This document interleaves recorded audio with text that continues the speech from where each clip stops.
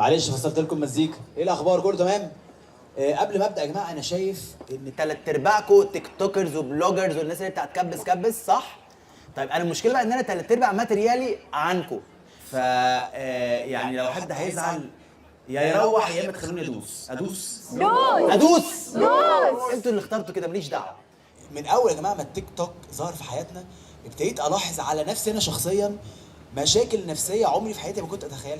ان مثلا تخيل معايا في سحره الساعه 2 بالليل وانت قاعد على التيك توك كده، بعد ساعه الا ربع انا بقفش نفسي قاعد بتفرج على ناس بتنظف سجاجيد ومتكيف جدا من اللي بيحصل. احنا هنا في مشكله، وكل ما التراب يزيد انت بتتغسل من جوه، اللي هو نظف السجاده اكتر، اغسلنا من جوه، فاهم؟ والله. ندخل بقى على الامراض اللي اكتر، اللي بيتفرج على ناس بتفرقع حبوب في وشها. يا جماعه انتوا كويسين؟ ده انت بقى. لا شيماء تبقى كده فاهم الفرق، الله يقرفك. تخرج من وش الانسان تحس ان انت متكيف قوي. ايه يا جماعه الامراض دي؟ والله العظيم ثلاثه احنا مخنا ابتدى يبوظ.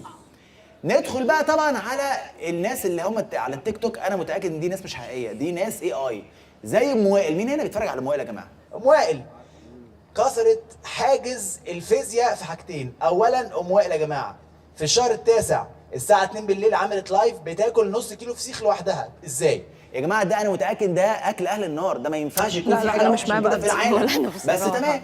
الطفل ده هيطلع يتعامل ازاي؟ فاهم قصدي؟ انا بقى ببص لمراتي طبعا وهي حامل، يعني مش عايزه تاكل اللبن وغير له هو لاكتوز فري، ما ينفعش تاكل لحم عشان البيبي ما يكتئبش جوه بطنها. ام وائل في الشهر التاسع بتضرب ربع كيلو فسيخ الساعه 2 الفجر وخلفت طفل طلع عايش، ده الغريب، فاهم انت؟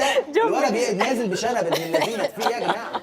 ام وائل ما عندهاش وقت، دايما فيديوهاتها بتبدا ان هي بتبص على جوزها تحت جاي في الشارع، وطبعا في او بتاعها شغال، انا جوزي لسه واصل اهو، الحق بقى اعمل ايه؟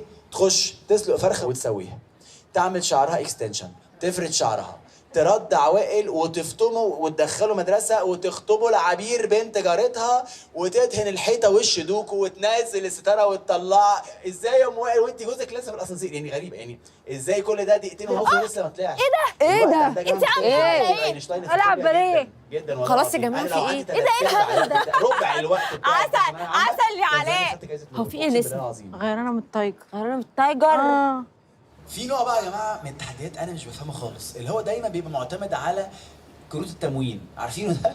اللي هو هي ما ينفعش تطلع لايف من غير الدقيق والسكر والزيت والسمنه، إيه ده؟ ما إيه ده؟ فيهاش. بيشوفوا ايه اللي على كارت التموين وبيبداوا يدلقوه مش على وش الخصم، لا على وشهم هم. بيبقى في تحدي ويقبسوا سيارات، قبس.